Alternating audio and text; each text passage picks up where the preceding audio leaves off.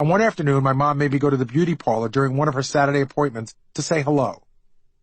In 23 years, she never asked me to say hello to anyone, but she'd been telling all the ladies about her son, who was on the radio, and now she wanted me to meet everyone. What was I supposed to do? Tell her all I did was carry the symbols? I walked in, waved to the ladies under the dryers, and walked out. I'm not sure how it went over, but at least my mom felt like a celebrity. My father loved to bust her when she'd mentioned 5 or 6 times in one conversation that I worked for Howard Stern.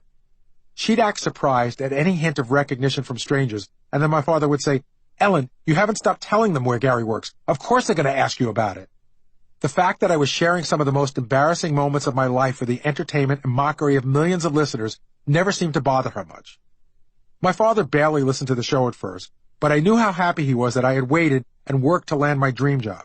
He always told me no matter what I did, I was selling a product, and if you didn't believe in what you did, people would see right through you. He saw how much I liked my job and was happy and proud, which made me feel the same way, even if I still couldn't afford to move out of the house. That was a bummer. I was working on the coolest, hippest show in radio, the right-hand man to a guy on the verge of becoming a superstar, and yet I went to bed every night in Uniondale.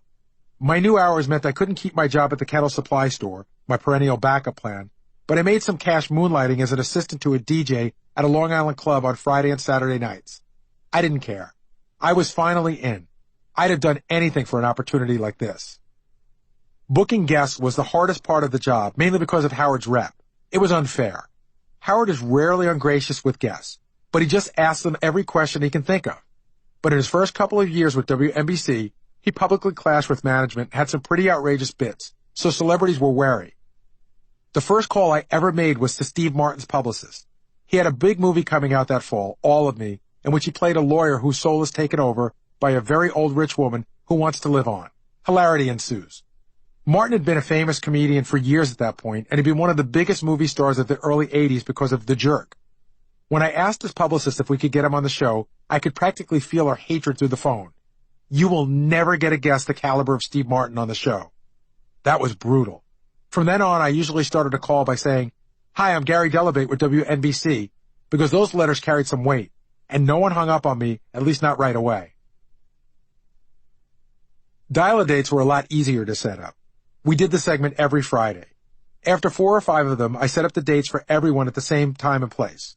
If no one got along, at least there were 10 Stern fans hanging at a bar or restaurant who could have a good time. It was my job to pick the location, set the time, and then meet everyone on their big group date. I was the chaperone. And by the time I started working on the show, there was a pretty big backlog of contestants waiting to go on their dates. At the top of the list, the Ski Bunny and the Millionaire. The restaurant the station had a deal with was a French place on the Upper East Side, but it wasn't your typical escargot white tablecloth joint. It was a French revue, like a burlesque show, where women walked around topless. Basically, it was a classy strip club, but instead of giving lap dances and wearing pasties, the girls wore tassels. I was looking forward to meeting the Ski Bunny. She was the reason I fell in love with the show, and for that matter, probably had my job. And she didn't disappoint. Everything she did was intended to leave an impression, including showing up half an hour late so she could make an entrance. She wore a Jackie Kennedy pillbox hat with a veil and white gloves that were pulled up to her elbows. She was small and thin and blonde, a perfect-looking wasp, really cute and well put together. There was only one problem. Her date was a no-show. I had to give her the news. I walked up to her and said, "Hi, I'm Gary." "Where's my date?" she said. "I don't think he's coming." The look on her face was devastating. I thought she was going to cry. It was as if she had never been stood up before. She wheeled around and walked toward the front door, but I felt so bad I chased after her. "Listen," I said, "this guy is an asshole, and you look beautiful, and dinner is free. Why don't you at least sit and hang out for a while?" I honestly had never seen anyone that upset about a busted blind date, but she agreed to come back and sit with me. And since we were the only 2 people who weren't matched up, we spent a lot of time talking to each other.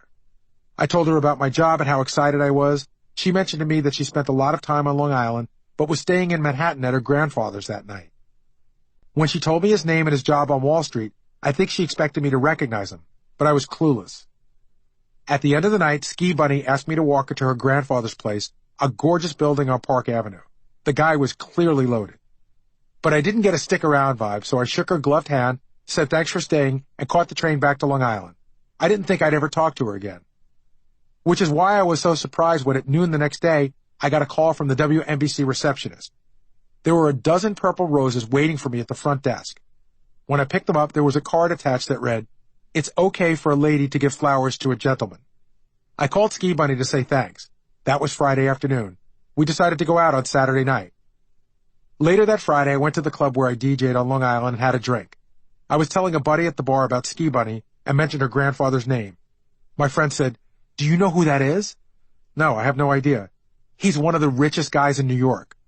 Her grandfather, it turned out, was a Wall Street tycoon, and when I picked her up on Saturday night, I realized how rich she really was.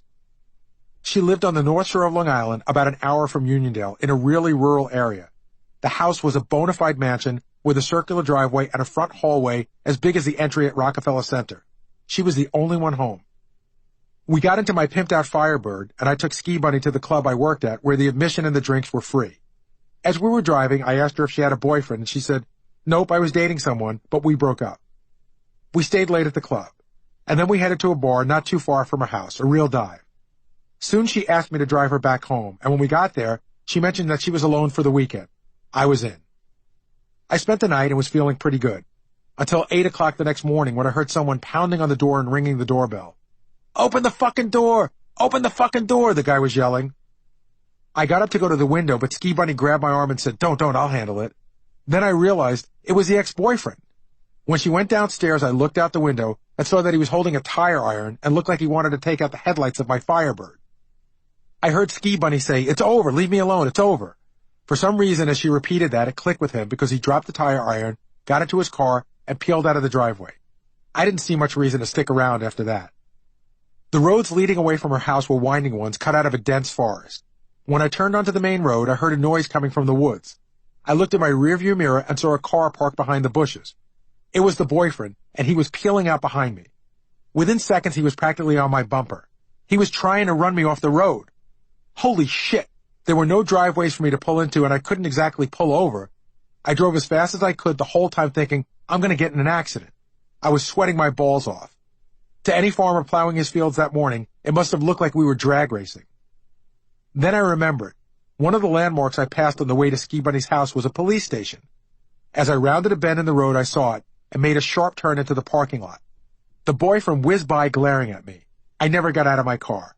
I just sat in that lot, panting, my heart pounding.